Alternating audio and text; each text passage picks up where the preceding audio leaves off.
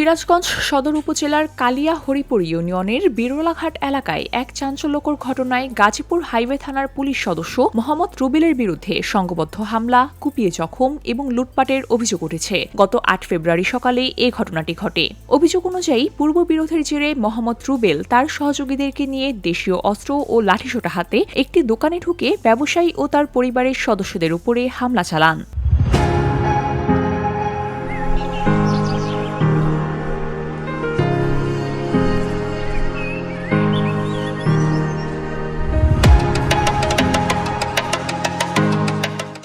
হামলায় গুরুতর আহত হয়েছেন রামগাতি গ্রামের মোহাম্মদ বাবলু মণ্ডল ও তার ভাই মোহাম্মদ হযরত মণ্ডল। অভিযোগ রয়েছে, মোহাম্মদ বাবলু মণ্ডলের মাথায় রামদা দিয়ে কোপ দেয়া হয়, এতে তিনি গুরুতরভাবে জখম হন। অন্যদিকে তার ভাইয়ের হাত ভেঙে দেয়া হয় বলেও জানিয়েছে স্বজনরা।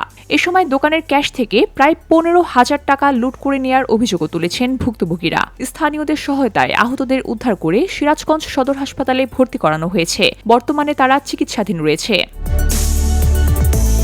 এই ঘটনার একটি সিসিটিভি ফুটেজ ইতিমধ্যে সামনে এসেছে। ভিডিওতে দেখা যায় মোহাম্মদ রুবেল কয়েকজন সহযোগীকে সঙ্গে নিয়ে দোকানে প্রবেশ করে এলোপাথারিভাবে হামলা ও মারধর করছেন। ফুটেজটি সামাজিক যোগাযোগ মাধ্যমে ছড়িয়ে পড়লে এলাকায় চাঞ্চল্যের সৃষ্টি হয়।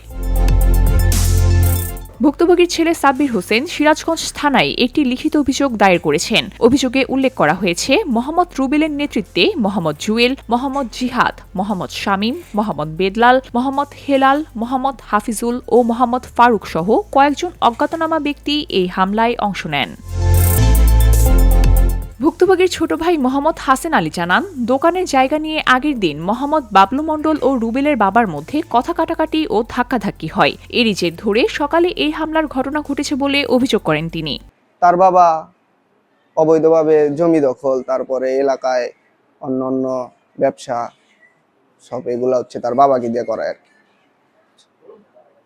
রুবেল পুলিশ সদস্য হওয়ার কারণে তার বাবা এলাকায় তার ছেলের প্রভাব খাটায় এলাকায় জমি দখল, তারপরে আরো অবৈধ কাজের সাথে জড়িত আর কি। এ বিষয়ে সিরাজগঞ্জ সদর থানার ভারপ্রাপ্ত কর্মকর্তা মোহাম্মদ শহীদুল ইসলামের বক্তব্য নিতে থানায় যোগাযোগ করা হলে তাকে পাওয়া যায়নি। আইনশৃঙ্খলা রক্ষাকারী বাহিনীর একজন সদস্যের বিরুদ্ধে এমন গুরুতর অভিযোগের ঘটনায় কী পদক্ষেপ নেওয়া হবে, এই প্রশ্ন এখন ঘুরপাক খাচ্ছে জনমনে। এ ঘটনার পর থেকে ওই এলাকায় উত্তেজনা বিরাজ করছে। VOD Bangla news desk.